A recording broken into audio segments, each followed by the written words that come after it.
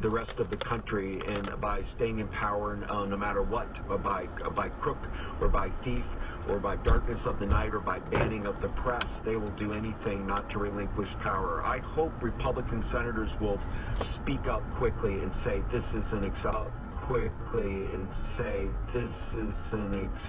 The way Mitch McConnell talked about postponing the election was not acceptable earlier this week. Yeah, and you wrote about this, Susan. Tell us why you're so deeply concerned right now when the president throws out the idea of maybe it's going to be necessary to delay or postpone the election. Well, and look, Doug pointed it out. I mean, you know, our system of elections goes back to the 19th century in terms of the time, place, and manner. They were doing it as an act of Congress would be required to change this. You know, Donald Trump making war on the very idea of the November presidential election is something that no president has done.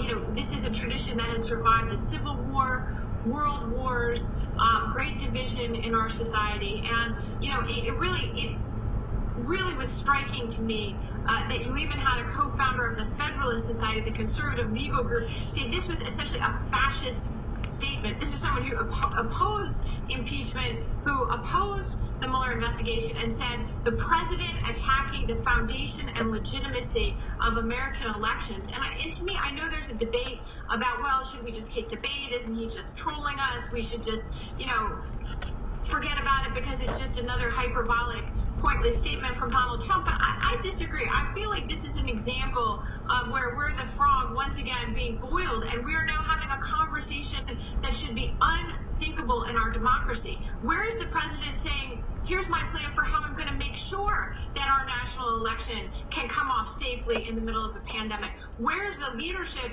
to secure the election?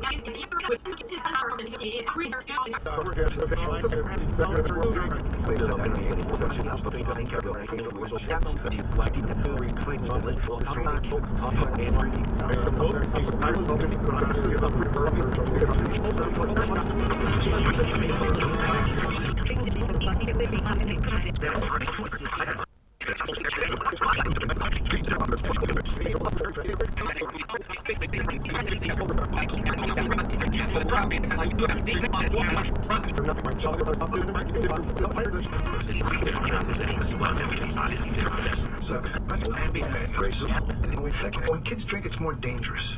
And you're my kid. And just because they drink doesn't mean you have to. I know. Look, son, I'm trying to help.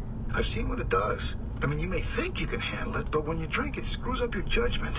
Listen to me. This is real. I know, okay? I know. Teenagers know everything. So talk about underage drinking before they know it all. Before they're teens. Start talking before they start drinking. And keep talking. To learn more about the dangers of underage drinking and what to say to your kids, go to stopalcoholabuse.gov. Brought to you by the U.S. Department of Health and Human Services and the Ad Council. You look nice. How was work? Well, it was fourth period, civic. Was a UFO seen hovering over Washington, D.C.? Was a fisherman attacked by a 320-pound shrimp? They'd been bitten by a fake news bug, all right, and it was holding on like a driver's ed student to a steering wheel. How was I going to get a bunch of wide-eyed kids to wise up about what they see on the internet? Then it hit me, like a dodgeball on field day. The name of the game was News Snoops. Each student got an article and 2 minutes to decide if it was credible or a fake. They were able to use fact-checking sites to get the cold, hard truth. Now the little hotshots are even teaching their gullible grannies a thing or two about phony news.